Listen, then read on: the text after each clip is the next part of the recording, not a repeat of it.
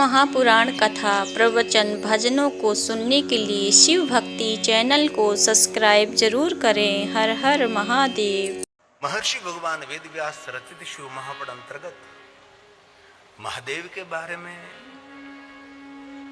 सब कुछ कहा, ऐसा तो हम नहीं कह सकते, परंतु बहुत कुछ कहा। महादेव के भक्तों के लिए शिव भक्ति का मार्गदर्शन करने वाला श्रेष्ठ और सर्वोपरि को ग्रंथ है तो शिव महापुराण ग्रंथ है। तो महाशिवरात्रि निमित्त शिव महापुराण अंतर्गत भगवान शिव जी के लिए 10 व्रतों की महिमा कही, जो प्रधान भगवान महादेव के लिए जो व्रतों की गाथा गाई है, जो सभी श्रेष्ठ व्रत हैं। और मैंने कल भी कहा था और आज फिर से कहता हूं, न महादेव के बारे में जितने व्रत हैं, इतने व्रत कोई देवताओं के लिए नहीं है। कथा भी एक व्रत है। कथा श्रवण करना कोई छोटी बात नहीं है, बहुत बड़ा पुण्य है। इस सकारात्मक विचारधारा है। हमारे सबके जीवन को सार्थक करने के लिए भगवान की कथा है।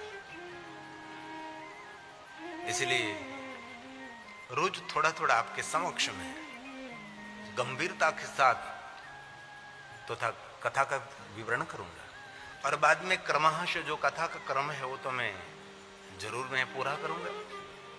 इनमें से कुछ विशेष हम सुनने का प्रयास करेंगे। जैसे हम इस कथा से पहले प्रथम ज्योतिर्लिंग सोमनाथ महादेव के सानिध्य में भगवान महादेव की कथा का गायन कर रहे थे, तब हमने विशेष प्रकार से ज्योतिर्लिंगों ऊपर थोड़ा रोज 1 घंटा, सवा घंटा, 1.5 घंटे तक हमने कुछ नई बात सुनाने का प्रयास किया है। और कथा शिव जी के है, कथा संसार के नहीं है। इसलिए हम संसार की व्यथा बहुत कम करेंगे, ज्यादातर हम शिव जी की कथा गाएंगे। इसलिए कल हमने बहुत सारा वर्णन किया था, और विशेष प्रकार से आज भी जो भगवान शिव जी के प्रधान जो 10 व्रत हैं उनके बारे में मैं कहने का प्रयास करूंगा। शुक्ल पक्ष की त्रयोदशी, कल हमने एकादशी की बात की थी, शुक्ल पक्ष की एकादशी और कृष्ण पक्ष की एकादशी। उसके बारे में कल हमने थोड़ी बात आपके समक्ष कही थी। आज शुक्ल पक्ष की त्रयोदशी, उसकी महिमा है। इनमें कहा है महादेव के भक्तों के लिए जो शुक्ल पक्ष की त्रयोदशी आती है, इनमें भगवान शिव जी का पूजन तो विशेष प्रकार से करें। कभी भी भगवान शिव जी की पूजा भी कर सकते हैं, लेकिन शुक्ल पक्ष की जो त्रयोदशी है उस दिन जरूर आप भोजन कर सकते हैं। आप भोजन करके ये शुक्ल पक्ष की त्रयोदशी आप प्रेम से भगवान शिव का पूजन कर सकते हैं। परंतु कृष्ण पक्ष की जो त्रयोदशी है, इसमें जो शिव भक्त है वो निराहार रहे, भोजन न करे। हम सभी जानते हैं कि भगवान महादेव के भक्तों के लिए ये त्रयोदशी श्रेष्ठ है। त्रयोदशी व्रत करे हमेशा, ताके तन नहीं रहे कलेशा। धूप दीप नैवेद्य चढ़ावे, शंकर सन्मुख पाठ सुनावे, तो जन्म जन्म के पाप न चाहे। कृष्ण पक्ष की त्रयोदशी तो करनी ही चाहिए, जिनको हम शिवरात्रि भी कहते हैं। दर मास में जो त्रयोदशी है उनको शिवरात्रि कही जाती है, और 12 मास में एक बार जो आती है उसको महाशिवरात्रि कहते हैं। सभी व्रतों का व्रत ये महाशिवरात्रि है। उनके बारे में जरूर हम विस्तृत थोड़ा समझने का प्रयास करेंगे, लेकिन जो आपको योग्य लगे तो जरूर आपके कल्याण के लिए कृष्ण पक्ष की त्रयोदशी का व्रत करना चाहिए। कैसे व्रत करें, इनमें बहुत सारे मतांतर भी हैं। कृष्ण पक्ष की त्रयोदशी के दिन आप पूरे दिन निराहार रह सकते हैं। अन्न उपवास करने से आरोग्य बनता है। रोज सुबह से लेकर शाम तक खाते रहना वो तो शरीर पर जुल्म है, बहुत बड़ा अत्याचार है। कभी कभी उपवास करें तो आपके जो जठराग्नि की सिस्टम है वो ठीक से चलेगी। इसलिए हमारे शास्त्रों में व्रतों की बहुत बड़ी महिमा है। इसलिए आप जरूर याद रखिए, कृष्ण पक्ष की त्रयोदशी के दिन हो सके तो आप भोजन न करें, निराहार रहें। आप पूरे दिन भूखे नहीं रह सकते क्योंकि आपका शरीर आपको साथ नहीं दे रहा है, तो फल आहार करें और आपके शरीर को जो योग्य हो थोड़ा सा अल्प आहार करें। और लेकिन त्रयोदशी का व्रत और कुछ भी न कर सके तो त्रयोदशी के दिन विशेष प्रकार से भगवान शिव जी का पूजन करें। पार्थेश्वर महादेव का पूजन कर सकते हो और आपके आसपास कहीं भी शिवालय है वहां भी जाकर आप विशेष प्रकार से महादेव का पूजन भी कर सकते हो और भगवान महादेव का स्मरण भी कर सकते हो। और आपकी अथाशक्ति अनुसार भगवान शिव जी को आप नैवेद्य अर्पण करें, बहुत सारे फल फलादि शिव जी को अर्पण करें। और त्रयोदशी के दिन संध्या के समय दर्शन की बहुत बड़ी महिमा है। प्रातःकाल की श्रेष्ठ महिमा, मध्याह्न की श्रेष्ठ महिमा है, लेकिन प्रातःकाल से ज्यादा मध्याह्न से ज्यादा शिव जी के दर्शन की महिमा संध्या के वक्त है। इसलिए थोड़ा सा याद रखना चाहिए, पंचांग घर में रखना चाहिए, अथवा आपके कुल गौर हैं, जो कुल गौर जिनको कहते हैं, हमारे आचार्य जो कुल आचार्य है, हमारे जो कर्मकांड हमारे पूजा करते हैं, उनको पूछ लीजिए कि भाई कृष्ण पक्ष की त्रयोदशी किस दिन है। उस दिन विशेष प्रकार से आपके गांव में जो शिवालय है वहां जाकर आप भगवान शिव का पूजन करें। ये कुछ भी आपसे न हो सके तो घर में पार्थेश्वर महादेव का पूजन कर सकते हैं, जो मिट्टी में से भगवान महादेव का शिवलिंग बनाकर आप उसका पूजन करें। कोई कहते हैं कि ये भगवान महादेव का पार्थेश्वर महादेव पूजन करके तुरंत विसर्जन करना चाहिए। इसमें बहुत सारे विद्वानों का मत है, तुरंत भी विसर्जन कर सकते हैं और शाम के समय भी विसर्जन कर सकते हैं। लेकिन आप बहुत लंबे समय तक पार्थेश्वर महादेव जो व्रत करना चाहते हैं तो बहुत दिनों तक भी पार्थेश्वर महादेव की पूजा रख सकते हैं। जहाँ तक शिवलिंग टूटे नहीं, शिवलिंग ऐसे खंडित न हो जाए, वहाँ तक कि पार्थेश्वर महादेव की पूजा कर सकते हैं। लेकिन वास्तव में तो पार्थेश्वर महादेव निर्माण करके, आह्वान करके, पूजन करके, इसी समय उसकी वंदना अर्चन करने के बाद, परिक्रमा प्रणाम करने के बाद इस शिवलिंग का विसर्जन करना चाहिए। और शिवलिंग सरोवर के अंदर और बिलवृक्ष वटवृक्ष कहीं भी पग तले कहीं अपमानित न हो ऐसे स्थान पर ये शिवलिंग का विसर्जन करना चाहिए, ऐसा भी महात्मा है। ये श्लोक शिव महापड़ ग्रंथ का है। ये भगवान महर्षि वेदव्यास जी की सुंदर रचना है जो त्रयोदशी के बारे में बहुत कुछ कहा है। त्रयोदश्या सीतायां तु कर्तव्यं निशिभोजनम् असीतायां तु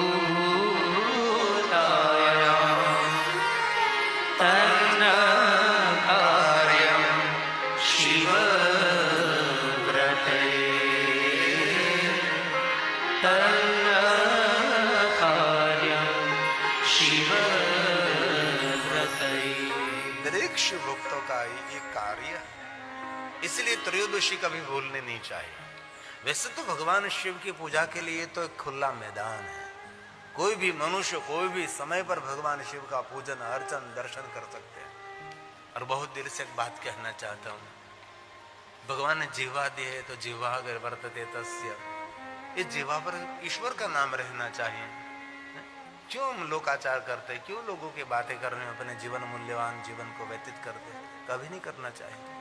हमारे शास्त्रों में जो पूरे संसार की बातें करते रहे उसको इसकी जीवा को धिक्कार कहा है। दुनिया में बहुत लोग ऐसे हैं पूरे दिन संसार की बातें उनके जीवा पर रहती है। हमारी आदत बदले तो जीवन में बहुत कुछ उपलब्धि हो सकती है, बहुत कुछ हो सकता है। और विचारों में भी भगवान महादेव रहना चाहिए। क्यों व्यर्थ विचारों में है मेरे जीवन को उलझा देते हैं, कभी नहीं। आइए दूसरी बात आगे मैं कहता हूं।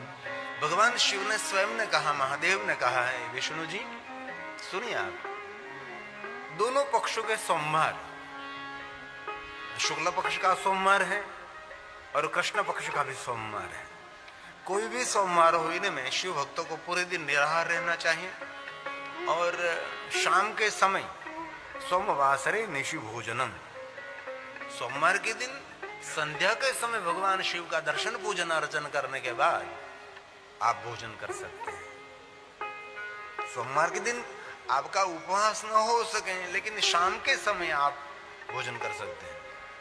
लेकिन आयुर्वेदिक कहता है कि शाम के समय भोजन आपका थोड़ा सा हल्का रहना चाहिए, थोड़ा सा पचने में सही हो ऐसा शाम का भोजन होना चाहिए।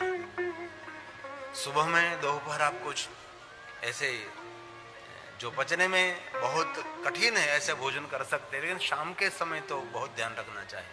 कोई भी व्यक्ति को जिनकी उम्र बढ़ गई है उनके लिए तो शाम का भोजन बहुत हल्का होना चाहिए और भोजन हमारा सात्विक होना चाहिए। राजसी भोजन ये ठीक से जीने नहीं देता, तामसी भोजन तो कभी नहीं करना चाहिए और राक्षसी भोजनों से दूर रहना चाहिए। आजकल लोगों पर दया आती है, बहुत लोग राक्षसी भोजन करते हैं। इतना गंदवाड़ क्यों आप पेट में डालते? वहां जठराग्नि है, वहां भगवान विराजते हैं। ये हमारा मंदिर है, मंदिर की को गंदा कर देते हम। कहीं लोग नहीं खाने जैसा बहुत खाते हैं। भगवान ने खाने के लिए क्या क्या नहीं बनाया, जरा देखिए तो सर। कभी सब्जी मंडी में जाइए तो देखे तो कितनी कितनी सब्जी है, क्या व्यंजन बना सकते हैं। अरे कितनी सुंदर व्यवस्था, कितने भोजन बना सकते हैं। हमारे बहुत सारे युवा वर्ग कहाँ खड़े जो अच्छे लोग जिनको समाज में हम सूर्ण समाज कहते हैं, सूर्ण समाज के लोग कहाँ, उसके युवा वहां कहाँ बैठे हैं। धिक्कार होना चाहिए, ऐसा कभी नहीं। और कल भी मैंने कहा था और बहुत सारी कथा मैं निरंतर में कहता रहता हूं कि वर्तमान युग में शुद्ध शाकाहारी रहना श्रेष्ठ तपस्या है, उससे बड़ा कोई तप नहीं है। भले आपसे कोई भी व्रत न हो सके, कोई भी व्रत न हो सके, लेकिन शरीर को गंदा मत करिए आप। जो कि आप सब तो कथा सुनते हैं, आप सबको तो बहुत अच्छे लोग हैं, आप सभी को तो मैं नहीं कहता, लेकिन ये तो ठीक है, लेकिन कान मार, लेकिन बहुत हृदय से मैं कहता हूं कोई ऐसी वस्तु पेट में नहीं डालनी चाहिए कि जो आपके शरीर को खराब कर दे।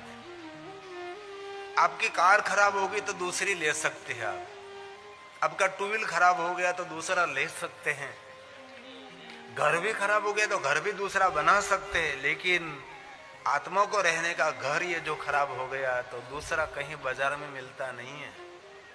एकदम बहुत हृदय से मैं कहता हूं। इसलिए तंबाकू, गुटखा, सिगारेट, बीड़ी क्यों पीते हैं, मदिरापान क्यों करते हैं? कभी नहीं। ये भगवान ने दिया हुआ सुंदर तीर्थ है, साधन धाम मोक्ष कर द्वारा पाए न जेहि परलोक समान। परलोक की यात्रा करने के लिए अवसर है ये शरीर। बहुत हृदय से मैं आपको विनंती करता हूं, जो कि आप सभी तो अच्छे हैं लोग, लेकिन कोई जो सुन रहा है और कोई मेरी बात चुन ले, इनमें से सुनते सुनते एक व्यक्ति का भी उद्धार हो जाए तो हमने बहुत सारे मंदिरों का जीर्णोद्धार किया हुआ समझना चाहिए। एक व्यक्ति का उद्धार बहुत सारे मंदिरों का जीर्णोद्धार है। इसलिए जीवन को गहरा से समझने की आवश्यकता है। इसलिए सोमवार शुक्ल पक्ष का हो, सोमवार कृष्ण पक्ष का हो, कोई भी सोमवार हो, हर सोमवार महादेव के भक्तों के लिए श्रेष्ठ है।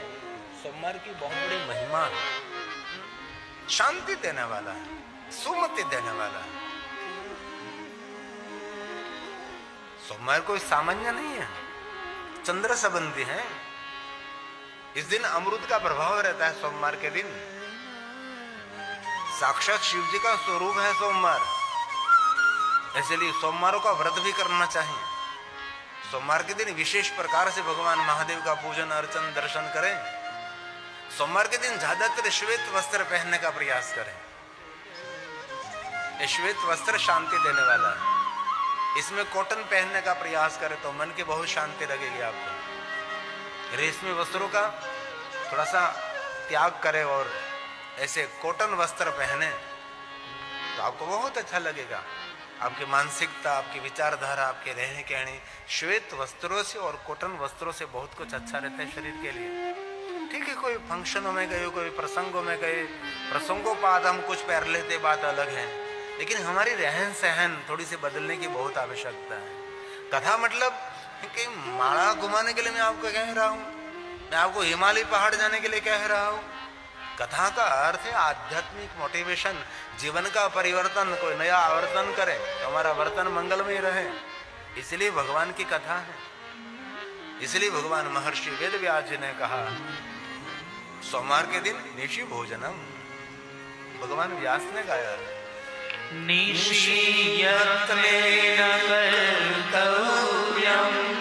ये सभी श्लोक भगवान शिव जी ने गाए हैं, इसलिए मैं आपके समक्ष गाने का प्रयास करता हूं। ये श्लोक किनके मुख में से निकले हैं? भगवान महादेव के मुखारविंदे से श्लोक प्रकट हुए हैं। वक्ता कौन है? अत्र वक्ता महादेव, भगवान शिव इस कथा के वक्ता है। श्रोता कौन है? श्रोता श्री हरि, भगवान विष्णु जी उनके श्रोता हैं। ऐसे भगवान महादेव जी स्वयं विष्णु जी को कहते हैं। विष्णु सुनिए जरा, आदर के साथ श्रवण करें। निशीयत्नेन कर्तव्यम् भोजनं सोमवासरे उभयोः पक्षयोर्विष्णो सर्वस्मै शिव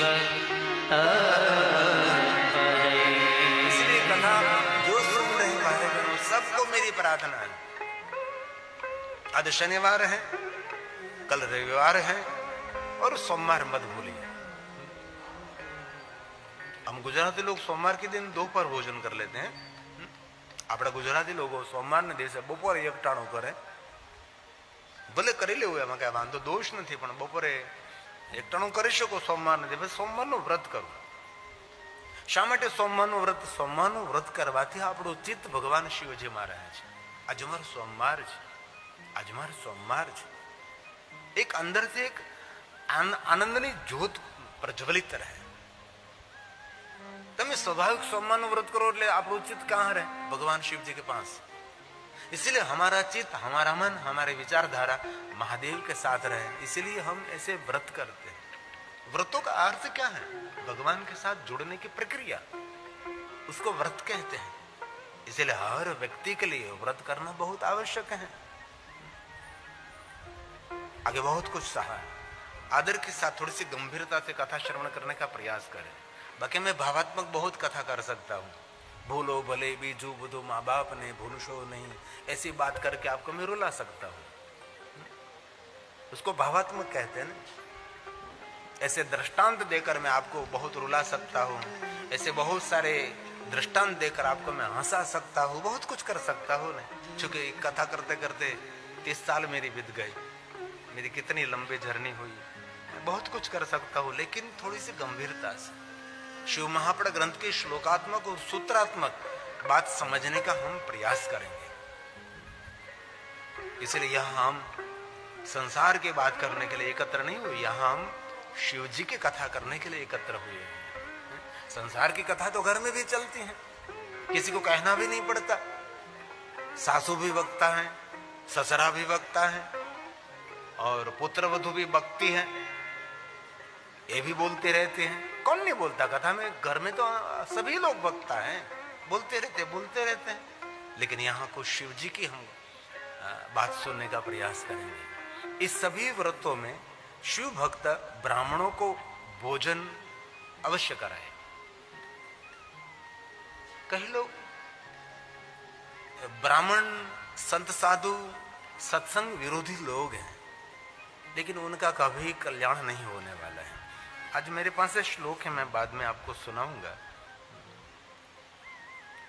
अभी नहीं बाद में कहूंगा। मैंने आज एक संशोधन किया था कि ऐसे लोग जो वैदिक परंपरा का विरोध करते हैं, जो मेरे शास्त्र की परंपरा का विरोध करते, आचार्यों का विरोध करते, सत्संग, कथा, कीर्तन, भगवान के यज्ञ पूजा अर्चन का जो बहुत विरोधात्मक बात करते हैं, उनकी क्या दुर्दशा हो जाती है। यह मेरे शिव महापुराण ग्रंथ में श्लोकात्मक बहुत सारी बातें कही, बहुत कुछ कहा है, इसलिए कभी नहीं। जो कोई व्यक्ति आध्यात्मिकता से विमुख रहेगा उसका पतन निश्चिंत है, इसमें कोई संशय नहीं। सत्यम सत्यम न संशय।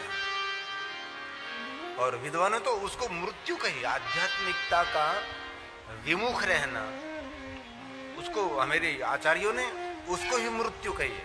शरीर छूटना वो तो है ही, लेकिन जब आध्यात्मिकता से आप दूर चले जाते हो वही आपकी मृत्यु है। इसीलिए कहा हर कोई व्रतों में ब्रह्म भोजन करना चाहिए। ब्राह्मणों की भी महिमा गई। ब्राह्मण कैसा होना चाहिए? भगवान का भक्त होना चाहिए। ब्राह्मण कैसा होना चाहिए? भगवान को समर्पित हो, विद्वान हो, महादेव का भक्त हो, दयालु हो, सरल स्वभाव है, परोपकारी है, ज्ञानी है, विद्वान है और समाज का हित और कल्याण करने वाला है। ऐसे ब्राह्मणों का भी वर्णन किया गया और कहा ऐसा करने से व्रतों की पूर्ति होती है। कोई भी व्रत तो ऐसे ही पूर्ण होता है। पारिवारिक भोजन, बालिका भोजन, बटुक भोजन, संत भोजन, अभ्यागतों को भोजन, आचार्यों को भोजन, और जीवन में कभी कहीं अवसर मिले दूसरों को भोजन कराने का, कभी देर नहीं करनी चाहिए, कभी नहीं। शिव महापुराण ग्रंथ में तो वहां तक कहा है कि आपका नियम है, आप पूजा करते करते कभी खड़े नहीं होते, माला करते करते आप कभी खड़े नहीं होते, ऐसे नियम, कठिन नियम है आपके पास। यज्ञ करते करते आप खड़े नहीं हो सकते, ऐसा कठिन नियम है आपके पास। लेकिन कोई भूखा व्यक्ति आपके द्वार आया है, कह रहा है मुझे कुछ खाना दीजिए, मैं बहुत भूखा हूं, इस समय कुछ भी नियम हो उसको तोड़कर, उसको खंडित करके दूसरों को भोजन कराना, वो हमारा सनातन का श्रेष्ठ कर्तव्य है। दूसरे सत्कर्मों करने से उसका पुण्य मिलना थोड़ा सी देर लगेगी, लेकिन कोई भूखा है उसको भोजन कराने से जो पुण्य मिलता है तुरंत पुण्य मिलता है, उसमें कोई देर नहीं लगती। इसलिए दूसरों को भोजन कराने में कभी कंजूसाई नहीं करनी चाहिए, हमारा भाग्य खुलता है, बहुत बड़ा पुण्य मिलता है। पवित्र विद्वान ब्राह्मणों को विशेष प्रकार से व्रत की पूर्णाहुति निमित्त भोजन करना चाहिए तो व्रत की पूर्ति रहती है, उस कामना की पूर्ति रहती है। इसलिए भगवान शिव स्वयं बोलते हैं व्रते व्रतेष्वेतेषु सर्वेषु, ये महादेव ने गाया है, शैवा भोज्या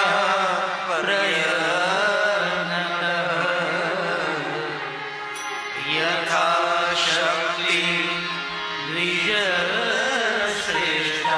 द्विज श्रेष्ठा।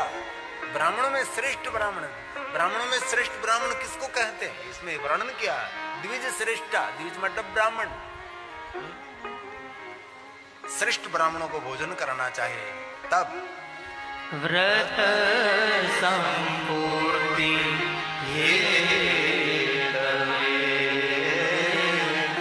व्रत संपूर्ति। ब्राह्मणों को ये व्रत यथाविधि करने चाहिए। इन व्रतों को न करने वाला ब्राह्मण चोर कहलाता है। ब्राह्मणों के लिए तो कहा है भाई, हम सबको मार्गदर्शन करें, इससे पहले तो हम सबको अनुसरण तो करना पड़ेगा। अनुसरण के बिना तो कैसे दूसरों के जीवन में आचरण हो सकता है। इसलिए शिव महापुराण ग्रंथ के श्लोक है, कोई बुरा मत मानिए। जो ये व्रत नहीं करते इसे ब्राह्मण नहीं कहलाते हैं, ऐसा कहा। इसलिए ब्राह्मण लोग, जो आचार्य लोग से बहुत सारे व्रत नियम से अनुसरण अपना जीवन जीते हैं, जो श्रेष्ठ ब्राह्मण, इसीलिए शब्द दिया है द्विज श्रेष्ठो, श्रेष्ठ ब्राह्मणों की मैं बात करता हूं। इसलिए हर ब्राह्मण का कर्तव्य है स्वयं व्रत करें और दूसरों के पास व्रत कराने का प्रयास करें। इसलिए भगवान शिव जी की आज्ञा है व्रतानि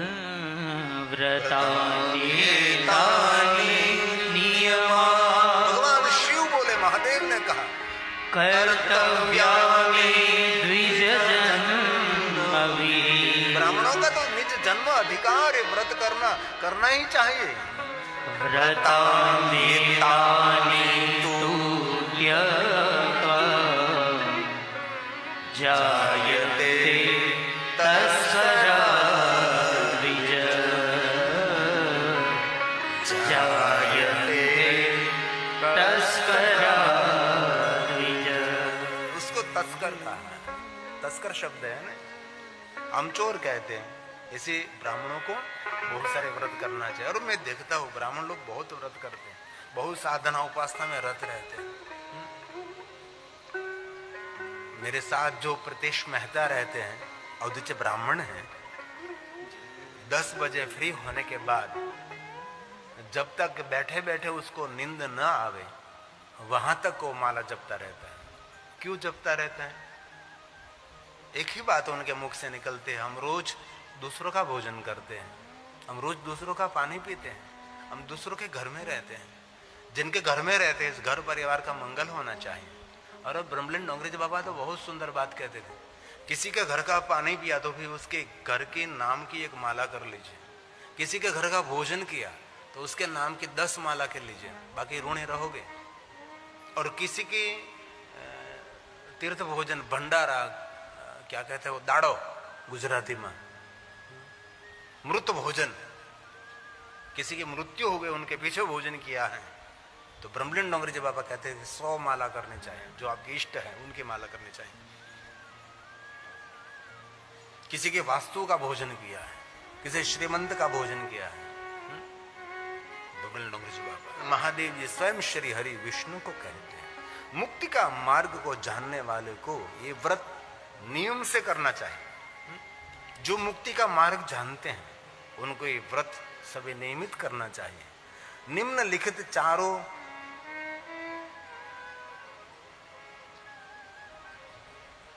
निम्नलिखित जो चारों नियम हैं, इस नियमों का अनुसरण करना चाहिए। चारों नियम क्या है? शिवार्चन, रुद्रजाप, शिवोपासना और शिवालय दर्शन। ये मुक्ति का मार्ग है। इसीलिए मैंने तो बहुत लोगों को दुनिया में देखा है, हर दिन शिवार्चन करते हैं, नियमित रुद्र जाप करते हैं और शिव उपासना में निरंतर रत रहते हैं। और कहीं बाहर जाते हैं तो भी उससे शिवालय नहीं छूटता। मुझे पता है, कोई दूसरे गांव में गए, कभी मेहमान बनकर रिश्तेदारों के गांव गए, वहां भी गांव में घर जाकर कहते कि आपके गांव का शिवालय कहाँ है, मैं वहां जाना चाहता हूं। वास्तव में तो जिनके घर गए वो लोग को, मेहमान को कहना चलो हमारे गांव में सुंदर शिवालय है, हम दर्शन करके आते हैं। हमारे गांव में सुंदर राम जी मंदिर है, चलो दर्शन करके आते हैं। हमारे गांव में भगवान कृष्ण जी का सुंदर स्थान है, हवेली है, वहां जाकर हम आते हैं। मेहमानों का सुंदर नगर दर्शन होगा। नगर दर्शन मेहमानों को कराना चाहिए। घर में बंधे बनाकर रखना तो मेहमान गति नहीं है ना। इसलिए भगवान शिव जी ने स्वयं ने कहा, मुक्ति मार्ग प्रवीण, जो मुक्ति मार्ग जानने वाले, प्रवीण मतलब अति तीक्ष्ण बुद्धि वाला, जानने वाला, जानने की जिज्ञासा करने वाला, ये उसका कर्तव्य है। मुक्ति का मार्ग कहीं न कहीं से ढूंढ लेना चाहिए, बाकी संसार में पूरा हो जाएगा। और शमशान में देखा हमने,